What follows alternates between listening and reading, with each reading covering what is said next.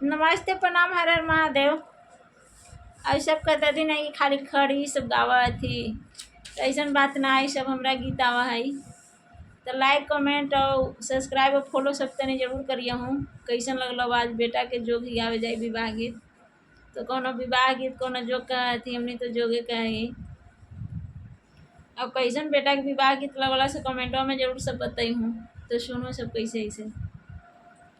सवना भादोइया के झीला मिला पनिया हो लाल, झीला मिला पनिया हो लाल, या पानी ओरियनवा कावनमा जाले बर्तनवा हो लाल, या पानी ओरियनवा कावनमा जाले बर्तनवा हो लाल। घोड़ावा दौड़ा ले जालन दूल्हा कावना हो लाल, दूल्हा कावना हो लाल। हमारी ओरियनवा धानी ले तू सराहनवा हो लाल, हमारो ओरियनवा धानी ले तू सराहनवा हो लाल।